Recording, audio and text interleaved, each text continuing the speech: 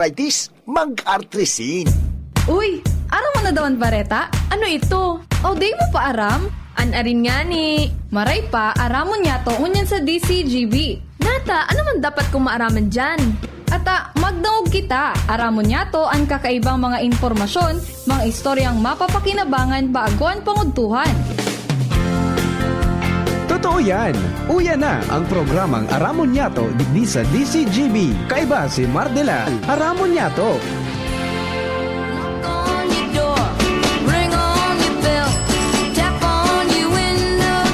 Maray na pagkaaga.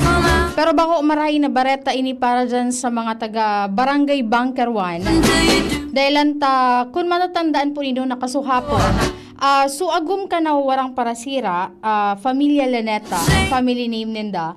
Nagdigdi mismo sa estasyon kan DCGP tanganing maghagad din tabang mga pudan. They call, pero for sure, tig-coordinate na ini kasi nag-confirm ngunan sa kuya kan Philippine Coast Guard Albay. Pasalamatan taan Coast Guard Substation Legazpi ma'am.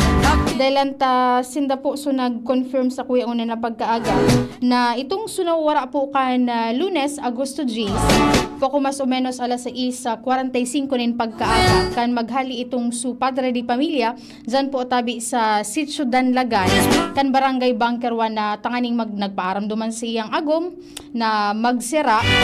Unfortunately, day po nakabalik. And kasubago early morning na nagiling ako sa social media and so mismo nag-post kan picture amiga kong John Morelli, attorney.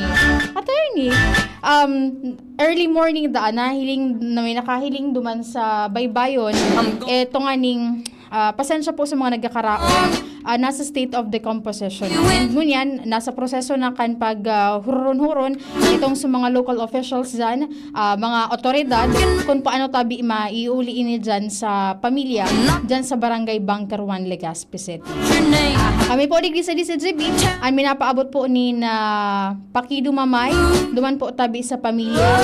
And sabi nga ni po baga, duman sa mga parasira, pag nahihiling naman po nindo na bako marhay ang sitwasyon kan katubigan, lalo na mas aram po nindo iyan kumpara duman sa so usual po baga nindong nagiging pamumuhay.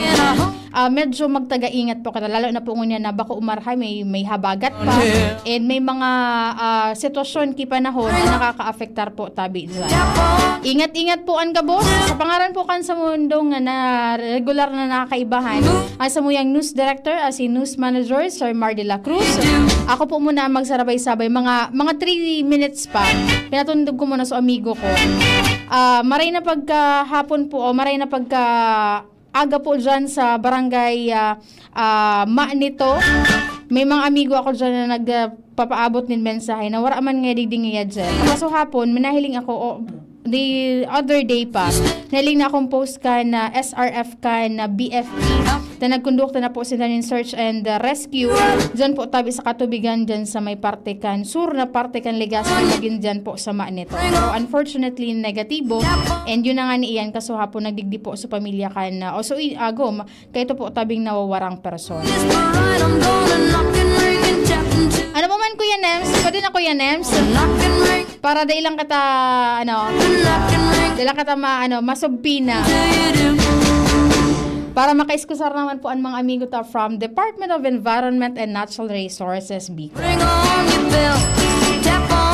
Ang sa kuya po naka-partner sa Lalo Technical si Kuya Nem, si Kuya Nald, and si Jerome Nico Martinez sa Lalo Technical. And duman po pala sa mga nagpaplano magbiyahe, mag-search muna kamo kan mga abiso, kan man iba-ibang mga itong Coast Guard Station, kan pag-asa, tangani po tabi na maplano manindoan sa inyong biyahe bago po kamo maglusan sa indo po tabi na mga harong. Ako po tabi si Izal Mustaza. Bye-bye. Tuhod, siko, baywa, aray.